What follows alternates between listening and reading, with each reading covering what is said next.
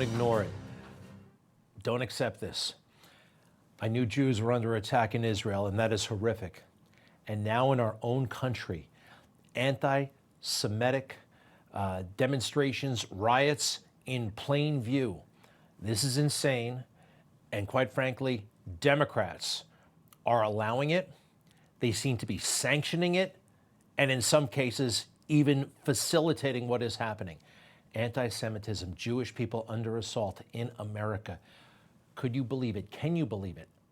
I never thought I would see this. Did you? I mean, this is, I thought we were so much better than this. Look at it, everywhere. You know, I grew up in the 1970s and 1980s, and the best way I learned about the Holocaust, quite frankly, there were some great television movies made about what happened, and there was a repeated mantra, never again. I don't know who coined this, but never again. We would never again allow this to happen. But it's happening. We're getting there, closer and closer, and America did let it happen before. Franklin Delano Roosevelt happens to be the president that Joe Biden models himself after. Well, he turned his back on the Jews. Oh yeah, he sure did. And Joe Biden is following in those footsteps. Yep. He's not saying much, maybe mumbling a little bit. The last thing in the world he's doing is leading. And remember what he said when he tried to get everybody to like him, right? When he tried to get everybody whipped up about white supremacy, what was his message? Silence is complicity. It's complicity. We cannot remain silent. Because silence is complicity. That expression I learned from my dad early on. Silence is complicity. Silence is complicity. It really is. All right. I doubt your father actually said that to you, but silence is complicity. And look at this man. He's got the largest platform in the universe. And he shuffles along, mumbles, avoids reporters. Oh yeah, that stuff, blah, blah, blah, blah, blah, blah, blah. Hiding, not leading, because he's afraid of the woke left. In his mind, he's in a lose-lose situation. You got to take care of Israel, reluctantly so, right? But you got to keep AOC and her friends somehow mollified. And this is what you got. And Joe certainly isn't the only one. One of the other most powerful Democrats in the country, Nancy, is still holding on to her seat. Did you know that? Nancy's still hanging around. Listen to this. We reject the policy and the practice of Netanyahu. Terrible. What could be worse than what he has done in response? First of all, the exposure. See, his intelligence person resigned. He should resign. All right, what could be worse? Netanyahu, in my book, is a hero, and he's managing this crisis. But what could be worse? Nancy, how about October 7th? Hamas targeted women and children at a music festival. How about that for worse? How about holding an infant hostage? Yeah, this child is still in the hands of terrorists. And so is this young woman who we saw on the back of that motorcycle, remember? And this older person. These people are being held hostage, and 100 or so more. And maybe many of them have already been killed. That's worse. And Bibi Netanyahu is a hero and a million times the leader of any Democrat in America right now. On America's college campuses is horrific. Anti-Semitic mobs have taken over leading universities. They call for the annihilation of Israel. They attack Jewish students. They attack Jewish faculty. This is reminiscent of what happened in German universities in the 1930s. It's unconscionable. It has to be stopped. It has to be condemned, and condemned unequivocally. We have to stop anti-Semitism, because anti-Semitism is the canary in the coal mine. It always precedes larger conflagrations that engulf the entire world. So this is the moment, right now, immediately. It has to be confronted and it has to be stopped. I love the Prime Minister, but where are our leaders?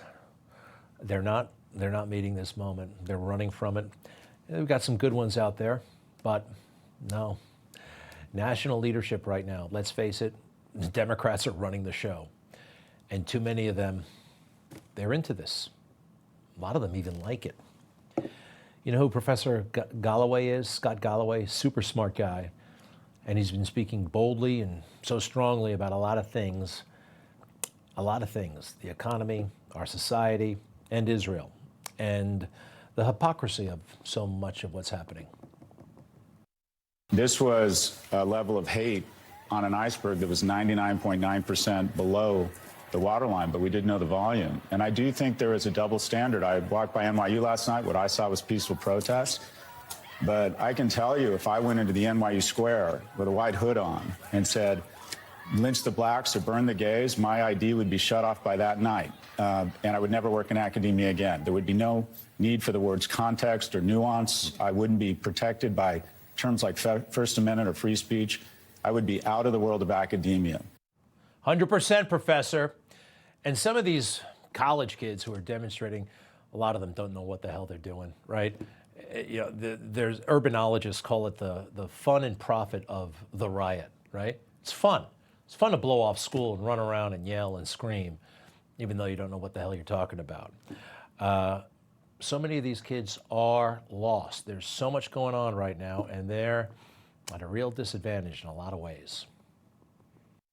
For the first time in our nation's history, a 30-year-old man or woman isn't doing as well as his or her parents were at 30. That is the social compact breaking down. People aged 30 to 34, 60% of them in 1990 had one child. Now it's 27%. People are opting out of America. They're not optimistic about it. They're not having kids. Young people aren't having sex. They're not meeting. They're not mating. The pool of emotionally and economically viable men shrinks every day, which lessens household formation. Wow. Did you know about that? You know, our society is so sexualized, right? That people are having, young people especially, less sex than maybe ever before. You know why? Leading suspect might be pornography and websites like OnlyFans that has kind of like made a whole generation of people who are either porn stars or wannabe porn stars. It is insane. And the Instagram stuff, you know, everybody's jealous. Everybody's always looking at somebody who seems to have more than they have. Yeah, I think this is rotting our minds, all right? All this stuff is addictive and weird. But I'll tell you what, it's not shocking anymore. Not shocking. The pornography, the sexualization, we should be shocked, but we're not. And it's one of the reasons why this lady doesn't shock us. I felt intimidated and honestly bullied, and I didn't know what to do. And so I signed it, even though I had repeatedly expressed that I wouldn't break the agreement, but I was not comfortable lying. How do we know you're telling the truth? Because I have no reason to lie. Stormy Daniels, back in the news.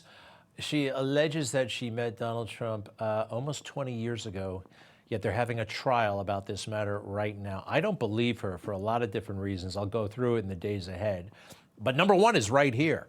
In that interview, I noticed something very odd about her eyes. You see those pupils? She's indoors and they're wide as, they're totally dilated. Something is up, totally up. Her lawyer, from Avenatti to a guy named Keith, so bad, so corrupt. But the people get it. They want everybody to be, oh my God, so scandalized. We're not, okay, we're not. The people get it. On Palm Sunday, these conservative Christian women gathered in Dallas to watch Stormy Daniels' interview on 60 Minutes. She was shopping her story for money. Exactly. Just like all the other people that have tried to make money off the Trump name. What was your first impression of Stormy Daniels? I feel sorry for her. My heart hurts for her. This is a porn star. Why are we giving it any credibility? Exactly. And the fact that she now wants to come out with a story because she's afraid of her children? My goodness, would you tell the kiddos about your full-time job? These women all voted for Donald Trump, And despite Stormy Daniels' claims, they still don't buy her story. Why would she come out and give this interview if she wasn't telling the truth? More money. Money! Yeah! Everybody understands it except liberal prosecutors. They still think this trick is going to make people run from Trump. It's not. But they have him in court this week. It is an atrocity. It's a travesty, whatever you want to say. It's wrong. And I'm seeing just how wrong it is. Now, this is unique. The trial is underway. Usually, you got to wait for the transcripts to come out months later. You got to be a lawyer. It's a hassle. Well, they're actually posting the transcripts a day after, right? And if you got the patience, you might as well read through it like I've been reading through it. And I'm finding out some real doozies here. May I share? You know, last night I said there were 4 prosecutors. I was wrong. I looked it up. There are 8 prosecutors in that room prosecuting and persecuting Donald Trump. Again, Casey Anthony, remember that case in Florida? You know how many prosecutors were on that case? 2. 2. They got 8 lawyers going after Trump for this bookkeeping thing. Anyway, what's the phrase of the day, right? That David Pecker guy, we'll meet him in a second, right? Oh, he was the eyes and ears. Ooh, the eyes and ears. The eyes and ears. Pecker says he agreed to serve as the eyes and ears for rumors that could hurt Mr. Trump. He said Trump and Cohen and Pecker had this in-person August 2015 meeting where they agreed that Pecker would be the eyes and ears of Trump's 2016 campaign. David Pecker came up with I'll be your eyes and ears. Oh, my goodness, the eyes and ears. Sounds like a conspiracy? No, it sounds like somebody's looking and watching and listening. All right, so David Pecker and Donald Trump. Here's a key thing. These guys are genuine friends. This picture's 14 years old, and they knew each other way before that. You got to remember that as I go through this. Now, they had meetings with Cohen, right? We know about Cohen. He hasn't been on the witness stand yet. We'll get to him later. So, I mentioned the transcript. Here's the very start of the trial, okay? This is what they hit him with. This is the most dynamite stuff they hit the jury with. Are you ready? Mr. Colangelo, the lead prosecutor. So let's talk about what the evidence will be. It starts with that August 2015 meeting in Trump Tower.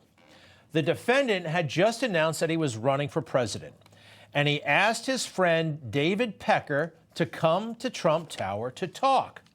Now, at the time, David Pecker was the chairman and CEO of a media company called American Media Incorporated, or AMI. AMI owned and published celebrity magazines, health and fitness magazines, and supermarket tabloids like the National Enquirer. As the man in charge of AMI, Pecker had the ultimate say over decisions, publication decisions. He had the say over what stories to publish or not publish in any of AMI's magazines or tabloids. All right, get it. He's the boss of the National Enquirer. And let's see a picture of Mr. Pecker with his National Enquirer. Okay, you got it? He's the boss. Are you scandalized yet? No, you shouldn't be. And it really doesn't, it's not scandalous. Let me go on here. And Trump and Pecker were joined at that meeting by Michael Cohen, who, as I mentioned, the prosecutor speaking here, worked for the defendant at the Trump Organization and served as special counsel to the defendant. Now, Cohen's job really was to take care of problems for the defendant.